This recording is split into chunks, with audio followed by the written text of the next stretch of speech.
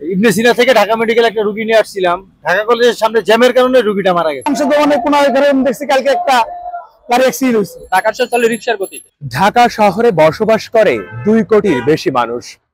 সেখানে প্রতি বর্গ কিলোমিটারে বসবাস করে 4 লাখের আরো বেশি। এই ঘন বসতিপূর্ণ ঢাকা শহরে সুষ্ঠু পরিবহন ব্যবস্থা না থাকায় ভোগান্তি পোহাতে হয় এখানকার বাসিন্দাদের। এই ভোগান্তির অন্যতম কারণ হিসেবে ধরা হয় ট্রাফিক অব্যবস্থাপনা। ট্রাফিক অব্যবস্থাপনার অন্যতম একটি কারণ চিহ্নিত করা হয়েছে বিভিন্ন ধরনের যানবাহনগুলোকে। দেশের সড়কগুলোতে বিভিন্ন আকার ও গতিসীমার যানবাহন চলাচল করে থাকে। এটিকে গবেষকেরা হেটেরোজেনিয়াস ট্রাফিক বলে থাকে। অন্যদিকে বাইরের দেশগুলোতে 2 থেকে 3 ধরনের যান চলাচল করে থাকে, যেগুলোর গতিসীমা প্রায় একই।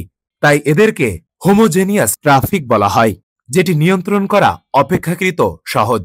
ঢাকা শহরে যে পরিমাণ গাড়ি আছে, আমার যে পরিমাণ রাস্তা দেন, তারপরে একই রাস্তা দিয়ে আমার যেই রাস্তা দিয়ে বাস চলে সে একই রাস্তায় প্রাইভেট করছে, একই রাস্তা রিক্সা চলে, আমি স্পিড কিভাবে বাড়াবো?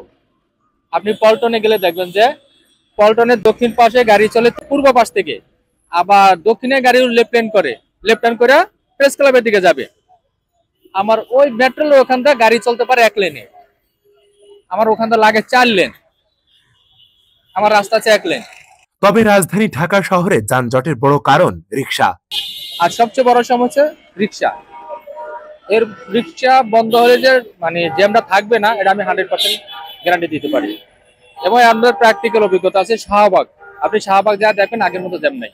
এর কারণ শাহবাগের চারদিকে রিক্সা বন্ধ বর্তমানে। বাংলাদেশ প্রকৌশল বিশ্ববিদ্যালয়ের এক পরিসংখ্যান বলছে, রাজধানীর সড়কের প্রতি বর্গ কিলোমিটারে অন্তত 2000 ব্যাটারি চালিত রিক্সা চলাচল করে থাকে। 2024 সালের তথ্য বলছে, ঢাকার অলিতে গলিতে সহ মূল সড়কে দাপিয়ে বেড়াচ্ছে 6 লাখের আরো বেশি অটোরিকশা।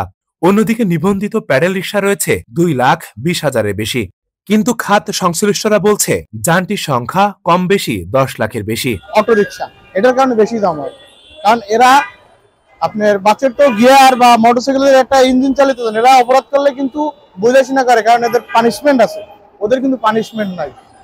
রাস্তায় যে বিভিন্ন অটো রিক্সা আছে, এদের জন্য মূলত জ্যাম জটটা বেশি হচ্ছে আর কি। এই একটু আগে দেখছি আমি কাকের মোড়ে একটা রিক্সা উল্টে গিয়ে পড়ে গেছে, তার অবস্থা খুবই খারাপ, সিরিয়াস অবস্থা। সংসদ ভবনে কোনো দেখছি কালকে একটা গাড়ি অ্যাক্সিডেন্ট হয়েছে, শুধু অটো রিক্সা অ্যাক্সিডেন্ট হচ্ছে।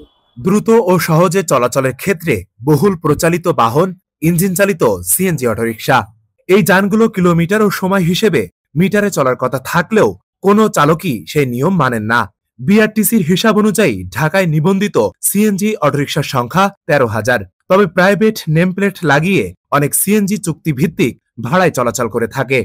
সাংবাদিক হলো মামু, সার্জন হলো খালু, আর ওই যে সেনাবাহিনীর প্রধান হেরা মেজর কিছু রিটায়ার হয়েছে না, ওদের কিছু নাম বেচা কিছু গাড়ি খায় চলে। এটি তো সরকারি ভাবে দেওয়া হয়েছে, এখন হাইকোর্ট থেকে অনুমোদন দেওয়া হচ্ছে, অনুমোদন দেওয়া শেষ, এখন গাড়ি চালানো শেষ, ও চালায় অনেক মানতে দিয়া ওই নাম বেচা। ঢাকার যানজট ও গণপরিবহন স্বল্পতার কারণে ইদানিং বেশ জনপ্রিয়তা পেয়েছে প্রাইভেট কার ও মোটরসাইকেল পরিবহন সেবা, যেখানে বাসে গেলে একসঙ্গে যেতে পারত অন্তত 50 জন যাত্রী, সেখানে একটি গাড়িতে যাচ্ছে 1 থেকে 2 জন, যার ফলে বাড়ছে যানজট। বাংলাদেশ প্রকৌশল বিশ্ববিদ্যালয় গবেষণা অনুযায়ী রাজধানীতে বর্তমানে গাড়ি রয়েছে 13.5 লাখ। এর মধ্যে ব্যক্তিগত গাড়ির সংখ্যা 10.5 লাখ। ঢাকার রাস্তায় প্রতিদিনই যোগ হয় 250টি গাড়ি, অর্থাৎ বছরে 90,000। এর মধ্যে 70,000ই ব্যক্তিগত গাড়ি। ঢাকা শহরে অ্যাম্বুলেন্স চালানোটা খুবই টাফ, কেননা যে পরিমাণ যানজট, অনেক সময় রুগী মেডিকেলে টাইম মতো পৌঁছাইতে পারে না, যায় এই কারণে মারাও যায়।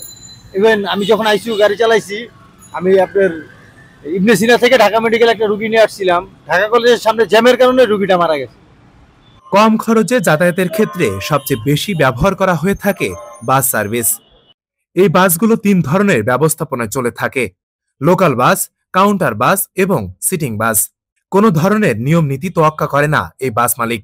রাস্তার মাঝখানে যাত্রী নামানো, উঠানো থেকে শুরু করে বেপরোয়া গতিতে চালানোর অভিযোগ রয়েছে তাদের বিরুদ্ধে।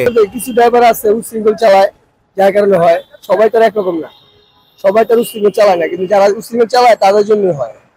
রাজধানীতে অনুমোদিত বাসের সংখ্যা 7,000-এর মতো, কিন্তু বাস চলছে 9 থেকে 10,000।